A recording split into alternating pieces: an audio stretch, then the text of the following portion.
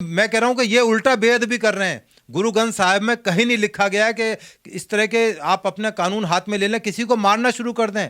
ये किसी भी ना मुस्लिम किसी संस्कृति के अंदर है, ना हिंदू संस्कृति के अंदर है, किसी ग्रंथ के अंदर, धार्मिक ग्रंथ में नहीं लिखा गया कि आप मारना शुरू कर दो जो आपकी बात को ना माने। उनके टेंट भी वहीं पर लगे हुए हैं जहां किसानों के टेंट लगे हुए हैं, और ये वारदात तो किसानों के टेंट में ही हुई है जहां पर ये किसान खुद बैठे हुए थे। तो अपनी जिम्मेदारी से भागने का ये कोई कारण नहीं है। वो पुरानी कहावत है, मीठा मीठा गप गप, कड़वा कड़वा थू थू। अब जब उनकी परेशानी आई है तो वो थू थू कर रहे हैं। उससे पहले वो तमाम अच्छे थे।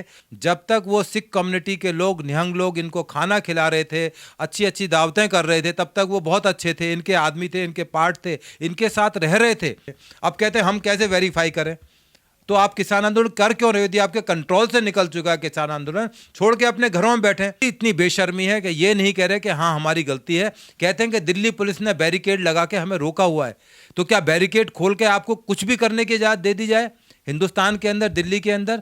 ये सोचने की बात है। ये बिल्कुल बेशर्मी पर आ चुके हैं और इनका आंदोलन अब ये बिल्कुल ख़त्म के बिल्कुल नज़दीक है। यदि बेअदबी की है गुरु ग्रंथ साहब के साथ, तो हिंदुस्तान में कानून है, तमाम तरह की सेक्शन मौजूद हैं, कानून मौजूद हैं, उसमें उनके खिलाफ सख्त एक्शन लिया जा सकता। परंतु अपने हाथ में कानून ले लेना, उनको बेरहमी से मारकर पीट देना, ये कोई अच्छा कार्य नहीं है, घृणित कार्य है। और ये तमाम किसान आंदोलन के लिए एक बहुत बदनुमा दाग, एक और दाग उनके साथ जुड़ गया है। ऐसा ना हो कि पब्लिक, अब तो ये अपने हाथ में कानून ले रहे हैं कि दिल्ली की पब्लिक अपने हाथ में कानून ना ले ले। वो बहुत खतरनाक स्थिति होगी कि किसानों के खिलाफ एक बहुत बड़ा तबका खड़ा हो जाए और मारपीट और सिविल वार जैसी पोजीशन आ जाए। ये सरकार को समय रहते इनके खिलाफ बहुत सख्त एक्शन लेने की जरूरत है। इनको तुरंत खदेड़ने की जरूरत है। इस तरह के गद्दार लोगों के हिंदुस्तान में कोई जगह नहीं है।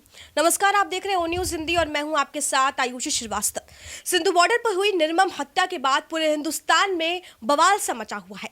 आपको बता दें, दलित सिख की जिस तरीके से हत्या की गई, उसके बाद उसके हाथ को काटकर बैरिकेड से टांग दिया गया, जिसके बाद सवाल ये खड़ा होता है कि सिंधु बॉर्डर क्या पाकिस्तानी बॉर्डर बन गया है? इसी मुद्दे पर हमारे साथ ज्यादा बातचीत करने के लिए एसीपी रिटायर्ड वेदभूषण जी हमारे साथ मौजूद है। सर, बहुत बहुत शुक्रिया हमारे चैनल के साथ जुड़ने के लिए और इस मुद्दे पर बातचीत करने के लिए। सर, सवाल इसलिए ये है क्योंकि एक तरफ हम कानून की बात करते हैं, एक तरफ इस देश में कानून को पालन करने की बात की जाती है, लेकिन वही दूसरी तरफ एक दलित समाज के एक सिख व्यक्ति को मार दिया जाता है, टांग दिया जाता है, उसके हाथ को काट कर मंच के सामने रखा जाता है। इस पूरे मामले पर सबसे पहले आपकी राय क्या है, हम जानना चाहेंगे। देखिए, जब से किसान आंदोलन की आप शुरुआत देखें, ये बिल्कुल एक अनार्किस्ट या अराजक तत्वों का एक समूह है। जब इन्होंने शुरुआत की, कॉल दी कि हम दिल्ली के अंदर मार्च करेंगे और अपना प्रदर्शन करेंगे, किसान की जो 3 कानून बने उनके विरोध में। विरोध करना एक जनतांत्रिक अधिकार है, सभी को अधिकार है, हम सबको उस कानून को मानना चाहिए, संविधान को मानना चाहिए। परंतु जब दिल्ली पुलिस ने इनको ये कहा कि आपके लिए ईयर मार्क जगह की गई है, आप बुराड़ी के अंदर ग्राउंड में बैठें, वहाँ पर आपके लिए पानी, बिजली, जो बेसिक ज़रूरत है पूरी की जाएंगी। परंतु ये लोग नहीं माने। इनकी हठ धर्मिता थी। ये तमाम दिल्ली को चारों तरफ से घेर कर बैठ गए और वहाँ पर अपनी मनमानी करने लगे। और वहाँ पर क्या ऐसा था जो नहीं हुआ? ऐसी कौन सी आपराधिक घटनाएं हैं जो वहाँ पर नहीं हुई? वहाँ पर मारपीट हुई, पुलिस वाले के ऊपर, अलीपुर एसएचओ के ऊपर हाथ उठा दिया गया, उनको मारने पीटने की कोशिश की गई। इस तरह की बहुत सारी एक्टिविटीज़ वहाँ पर इलीगल एक्टिविटीज़ हुई। अब वो अपनी जिम्मेदारियों से पल्ला झाड़ रहे हैं, कहना ये हमारा काम नहीं है, हम केवल किसान आंदोलन को लीड कर रहे हैं। लीडर की जिम्मेदारी होती है कि उस समूह को, ग्रुप को अपने कंट्रोल में रखें। और इतना लंबा आंदोलन कभी भी कामयाब नहीं होता, क्योंकि आंदोलन की जो सीमाएं हैं समाप्त हो जाती हैं, लोग अपनी मनमानी करने लगते हैं। वही इस आंदोलन का हशर भी यही होगा।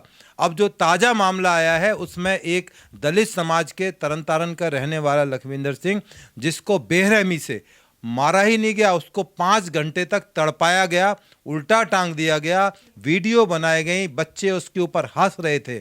5 घंटे तक इतना मैंने अपनी पुलिस की पूरी नौकरी में ऐसा घिनौना मर्डर कभी नहीं देखा। ये याद दिलाता है जब तालिबान के, हम अफ़गानिस्तान के जो वीडियोस देखते हैं उसमें इस तरह से बेरहमी से लड़कियों को, आदमियों को मारा जाता है अपनी मनमानी, अपनी जाति दिखाने के लिए। परंतु चूंकि हिंदुस्तान एक डेमोक्रेटिक कंट्री है, इसमें ऐसा नहीं होता। मैं मानता हूँ, मैं भी इज्जत करता हूँ ग्रंथ साहब की, और परंतु इसका मतलब ये नहीं कि एक आदमी ने चाहे शराब के नशे में, चाहे जाने अनजाने में, यदि बेअदबी की है गुरु ग्रंथ साहब के साथ, तो हिंदुस्तान में कानून है, तमाम तरह की सेक्शन मौजूद हैं, कानून मौजूद हैं, उसमें उनके खिलाफ सख्त एक्शन लिया जा सकता। परंतु अपने हाथ में कानून ले लेना, उनको बेरहमी से मारकर पीट देना, ये कोई अच्छा कार्य नहीं है, घृणित कार्य है। और ये तमाम किसान आंदोलन के लिए एक बहुत बदनुमा दाग, एक और दाग उनके साथ जुड़ गया है। अब जरूरत है तमाम चीज़ों को समझने की, ये क्यों हो रहा है, इसके पीछे कौन लोग हैं। अभी लखीमपुर में देखा आपने, किसान आंदोलन हुआ, उसकी भी नींव बड़ी गलत तरीके से थी। एक डेमोक्रेटिक सिस्टम के अंदर एक कोई मिनिस्टर यदि वो अपने हेलीकॉप्टर से लैंड करके अपने क्षेत्र में जाना चाहते हैं, पब्लिक को एड्रेस करना चाहते हैं, आपका क्या अधिकार है, आप उनको रोक रहे हैं कि हम उनका हेलीकॉप्टर नहीं उतरने देंगे। मेरा कहना यह है कि उस कार के अंदर जो 3 आदमियों को तेज धार हथियार से मार दिया गया, उसकी जिम्मेदारी कौन लेगा। यदि आप किसान को या तमाम लोगों को एक संवैधानिक अधिकार है, यदि कोई कार चला के वहाँ से जा रहा है, आप उसको ना तो मार सकते, ना रोक सकते, ना डंडे उस पर लटका सकते। और यदि उसने अपनी जान की हिफाजत के लिए उसने गाड़ी को तेज दौड़ाया, लापरवाही से दौड़ाया, उसके लिए कानून है। आपने याद होगा बॉम्बे फिल्म सिटी के अंदर सलमान खान ने ड्रिंक करके 7 आदमियों के ऊपर कार चढ़ा दी थी, उसमें भी 302 नहीं लगी थी, वो भी रैशन नेग्लिजेंट एक्ट माना जाता है, उसके तहत उनके खिलाफ कार्रवाई हुई। परंतु इसका मतलब ये नहीं कि आप कानून हाथ में ले लो। तो किसान उस बारे में नहीं बोलते कि जो 3 आदमी बेरहमी के साथ में लखीमपुर में मार दिए गए, उसके बारे में नहीं बोल रहे, सब शांत हैं। आज जो है दिल्ली के नज़दीक हरियाणा के अंदर कौंडली के अंदर एक आदमी की बेरहमी से पिटाई की गई, उसको मारा गया, उसके बारे में तमाम संगठन जो है अपनी रेस्पॉन्सिबिलिटी से शिरक कर रहे हैं, छोड़ रहे हैं। वो कह रहे हैं हमारे आदमी नहीं थे। जब तक वो सिख कम्युनिटी के लोग, निहंग लोग इनको खाना खिला रहे थे, अच्छी अच्छी दावतें कर रहे थे, तब तक वो बहुत अच्छे थे, इनके आदमी थे, इनके पार्ट थे, इनके साथ रह रहे थे। वो दूर से चलकर नहीं आए कि दूसरे कंट्री से चलकर नहीं आए, उनके टेंट भी वहीं पर लगे हुए हैं जहां किसानों के टेंट लगे हुए हैं। और ये वारदात तो किसानों के टेंट में ही हुई है, जहां पर ये किसान खुद बैठे हुए थे। तो अपनी जिम्मेदारी से भागने का ये कोई कारण नहीं है। वो पुरानी कहावत है, मीठा मीठा गप गप, कड़वा कड़वा थू थू। अब जब उनकी परेशानी आई है तो वो थू थू कर रहे हैं, उससे पहले वो तमाम अच्छे थे। आप लाल किले की वारदात को देखिए, निहंग किस तरह से घोड़े के ऊपर सवार होकर यहाँ आए। उस टाइम इन्होंने नहीं कहा, उस टाइम कहते हाँ हमारे साथ बहुत बड़ी फौज है, कोई जिम्मेदारी लेने के लिए तैयार नहीं। कहते को हमारे साथ कितने किसान जुड़े हुए हैं। अब कहते हैं हम कैसे वेरीफाई करें। तो आप किसान आंदोलन कर क्यों रहे हो? यदि आपके कंट्रोल से निकल चुका है किसान आंदोलन, छोड़ के अपने घरों में बैठे। तो जो ये हुआ है, ये एक डेमोक्रेसी के नाम पर कलंक है। और माननीय सुप्रीम कोर्ट, जो हिंदुस्तान की सबसे बड़ी कोर्ट है, उसने इतनी आपत्तिजनक टिप्पणियां इन लोगों के लिए की हैं कि आप लोगों ने दिल्ली का गला घोंट रखा है। फिर भी इतनी बेशर्मी है कि ये नहीं कह रहे कि हाँ हमारी गलती है। कहते हैं कि दिल्ली पुलिस ने बैरिकेड लगा के हमें रोका हुआ है। तो क्या बैरिकेड खोल के आपको कुछ भी करने की इजाज़त दे दी जाए हिंदुस्तान के अंदर, दिल्ली के अंदर? ये सोचने की बात है। ये बिल्कुल बेशर्मी पर आ चुके हैं और इनका आंदोलन अब ये बिल्कुल ख़त्म के बिल्कुल नज़दीक है। क्योंकि नहीं मानेंगे तो कानून के पास तमाम तरह के रास्ते हैं, कोर्ट का रास्ता है, पुलिस के पास अपना डंडा, कुछ गन्स हैं, सब कुछ है। यदि गवर्नमेंट अपने पर करने चाहेगी तो 1 घंटे के अंदर ये दिखाई भी नहीं देंगे और ये तमाम बॉर्डर्स खाली हो जाएंगे और लॉ ऑफ द लैंड है, उसी का राज्य होगा, सत्यमेव जयते। तालिबानी जैसा कत्ल हुआ है वहाँ पर, क्या सिंधु बॉर्डर पाकिस्तानी बॉर्डर बनता जा रहा है? ये सवाल खड़ा हो रहा है सर। बिल्कुल, ये जिस तरह से नृशंस हत्या की गई है, इस तरह की चीज़ें अभी आपने देखा होगा अफगानिस्तान में जो डेवलपमेंट हुए, अमेरिकन फोर्सेस वहाँ से बैक ट्रैक करके गई, किस तरह से लेडीज़ पत्रकारों को वहाँ मिसबिहेव किया गया, उनके कपड़े पहनने पे तौर तरीक़ों पर आपत्ति लगाई गई, बेरहम लोगों को मारा गया। जो उस टाइम जो सपोर्ट करने वाले थे गवर्नमेंट को, और वो उनको छोड़कर अपने देश को छोड़कर भागना पड़ा, तमाम हिंदुस्तान में आए, दूसरे कंट्रीज़ में गए। जो लेडीज़ थी किस तरह से उनको बुर्के, ज़बरदस्ती उनको बुर्के पहनाए गए। ये कौन इनको हक देता है? हिंदुस्तान के अंदर ना ये संभव है, ना होगा, और ना ही हमारी फोर्सेज ये होने देंगी। ये डेमोक्रेटिक कंट्री है, सुंदर कंट्री है, इसमें इस तरह के बेदुमा जो दाग हैं उनको जल्दी ही धो दिया जाएगा। सर क्या ये क्योंकि जिस तरीके से देखा गया, निहंगों का कहना है कि गुरु ग्रंथ की बेदी की, इसके बाद उन्होंने उनको काट दिया, तो क्या ये कानून का पालन नहीं करते? क्या इन्हें किसी का खौफ नहीं है? क्या पुलिस का खौफ नहीं है? देखिए, जो निहंग हैं वो इसलिए बनाए गए थे कि वो धर्म की रक्षा करें, गुरु ग्रंथ साहब की रक्षा करें और जो उनके आदेश हैं उनका पालन करें। परंतु ये तो मैं कह रहा हूँ कि ये उल्टा बेअदबी कर रहे हैं। गुरु ग्रंथ साहिब में कहीं नहीं लिखा गया है कि इस तरह के आप अपना कानून हाथ में ले लें, किसी को मारना शुरू कर दें। ये किसी भी ना मुस्लिम किसी संस्कृति के अंदर है, ना हिंदू संस्कृति के अंदर है, किसी ग्रंथ के अंदर, धार्मिक ग्रंथ में नहीं लिखा गया कि आप मानना शुरू कर दो जो आपकी बात को ना माने। अपनी बात कहने का तमाम को हक है, अपनी तरह से पूजा, प्रेयर, अल्लाह सबको मानने का अपना अपना हक है, परंतु इसका मतलब ये नहीं कि आप कानून अपने हाथ में लेके अपने हिसाब से सिस्टम को चलाएं। आपको याद होगा गोल्डन टेम्पल के अंदर किस तरह से जब ये दंगे हुए थे, तमाम चीज़ें हुई थी, राइट्स हुए थे, किस तरह से गोल्डन टेम्पल का मिसयूज़ किया गया। वहाँ तमाम तरह के हथियार, गोला बारूद इकट्ठे किए गए और तमाम हिंदुस्तान की फौज बुलाने पड़ी थी एक गोल्डन टेम्पल को कंट्रोल में करने के लिए। किस तरह से उग्रवाद को सरकारों में कंट्रोल किया। तो ये तो इनका तो वजूद ही कुछ नहीं है। तो सरकार अपना धैर्य और पेशेंस का परिचय दे रही है। जिस दिन सरकारें ये चाहेंगी कि इसको ख़त्म कर दिया जाए, इनका नामो निशान ख़त्म हो जाएगा इस तरह के नेताओं का जिनका कोई वजूद नहीं है। They are nuisance for India और इनका खात्मा जल्दी और निश्चित है। सर, आज किसान आंदोलन के मास्टरमाइंड राकेश टिकैत लेकिन चुप हैं। देखिए, राकेश टिकैत आप कहते होगे, मैं तो राकेश डकैत बोलता हूं। जिस तरह की उनकी भाषा है, जिस तरह से वो बदतमीजी से बोलते हैं, हमारे माननीय प्रधानमंत्री, हमारे जो सिस्टम है कानून अदालतों के प्रति जो अवहेलना करते हैं, तौहीन करते हैं, मैं उनको ये मानता ही नहीं है। और सबसे बड़ी बात तो वो खुद दिल्ली पुलिस से एक बर्खास्त सिपाही हैं। उनका क्या वजूद होगा, केवल वो एक न्यूसेंस वैल्यू उनकी क्रिएट की है। उनका कोई बहुत अच्छा कोई स्थान ना राजनीति में है, ना था, ना रहेगा। इस तरह के लोग कुछ समय के लिए आ सकते हैं, चमक सकते हैं, फिर इसके बाद में 4 दिन की चांदनी, फिर अंधेरी रात। सर, किसान आंदोलन को देखा जाए, किसान आंदोलन के नाम पर जिस तरीके से दंगा भड़काने का काम जो है वो किया जाए, चाहे वो 26 जनवरी की बात करें, उसको कहीं ना कहीं काला दिन घोषित कर दिया गया था जब हमारे तिरंगे का अपमान हुआ था। लगातार एक कुछ ना कुछ ऐसे किसान आंदोलन में चीज़ें होती आ रही हैं। इनका मकसद क्या है, समझ नहीं आता। देखिए, वो एक काला इतिहास है, काला दिन के रूप में मनाया जाएगा, परंतु फिर भी पुलिस ने और जो हमारी फोर्सेज ने एक बहुत बड़ी अनहोनी को टाल दिया।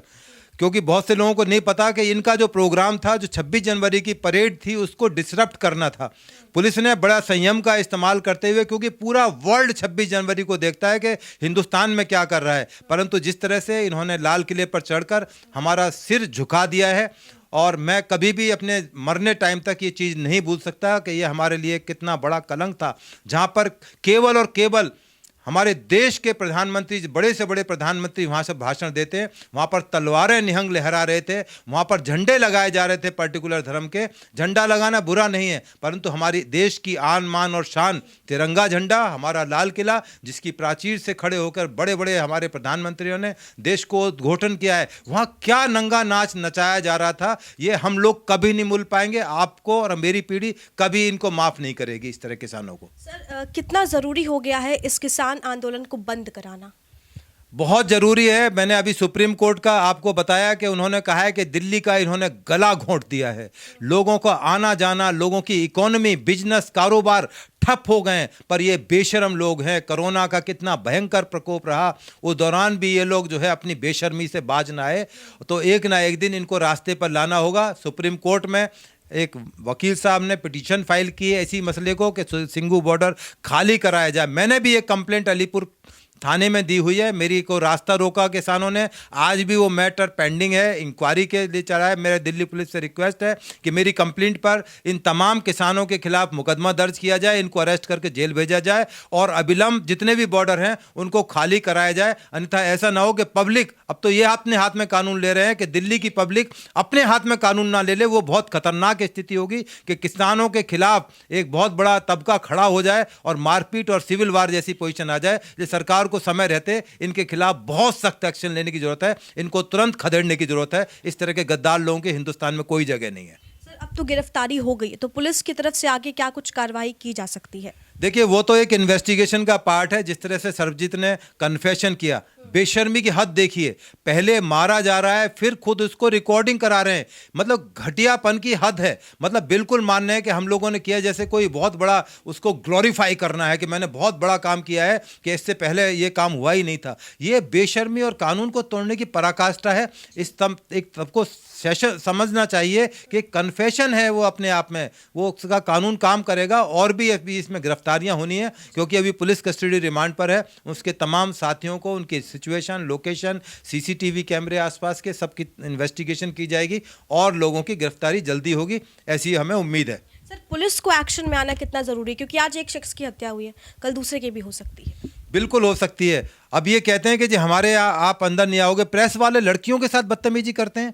प्रेस की लड़कियां इंटरव्यू करने के लिए उनका जिम्मेदारी है प्रेस की लड़कियों की कि या प्रेसमैन की कि वहाँ जाकर देखें कि हो क्या रहा है, पब्लिक को बताया जा सके, पर उनको घुसने नहीं दिया जाता उन टेंटों के अंदर। उनमें मारपीट की जाती है। जो हमारे स्पेशल ब्रांच के इंटेलिजेंस के जो ऑफिसर्स हैं सिविल कपड़ों में जाते हैं, उनको आइडेंटिफाई करके ये पीटते हैं, बदतमीजी करते हैं। ये बिल्कुल सीमाएं पार कर चुके हैं ये आंदोलन। अब ये आंदोलन नहीं रहा है, ये अराजक तत्वों का एक समूह है जो देश में गुंडागर्दी और इसको देश को डिस्टेबलाइज करना चाहते हैं। विदेश की ताकतें हैं। आपको याद होगा बहुत सारे पाकिस्तान से हैंडलर वहाँ पर थे, हजारों की तादाद में हैंडल किए जा रहे थे, ट्वीट हैंडल किए जा रहे थे। उसके अलावा आपने देखा होगा ट्वीट टूल किट बनाई गई थी। तो ये तमाम उस षड्यंत्र का हिस्सा है, एक इंटरनेशनल साजिश है हिंदुस्तान के खिलाफ कि हिंदुस्तान क्यों फल फूल रहा है, क्यों आगे बढ़ रहा है। परंतु आने वाले टाइम में इनको माकूल जवाब दिया जाएगा। सर क्या फंडिंग हो रही है?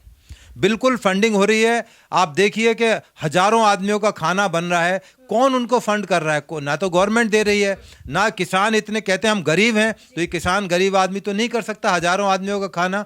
मैं भी नहीं कर सकता, नौकरी से रिटायर्ड हूं। परंतु हजारों आदमियों का खाना बनना है, ट्रैक्टरों का तेल, तमाम चीज़ों का अरेंजमेंट, फ्लाइट के टिकट लेकर जो जो डकैत की आप बात कर रहे थे, फ्लाइट के टिकट लेकर कभी लखनऊ जा रहे हैं, कभी कैलकाटा जा रहे हैं, उसको कभी हिंदू मुस्लिम की बात कर रहे हैं डकैत जी, कभी किसी की बात कर रहे हैं। क्या कर रहे हैं?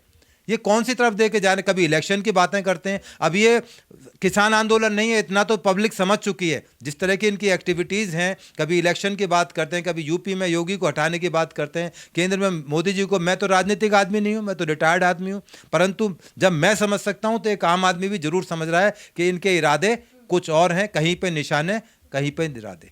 सर बहुत बहुत शुक्रिया इस मुद्दे पर बातचीत करने के लिए और हमें वक्त देने के लिए।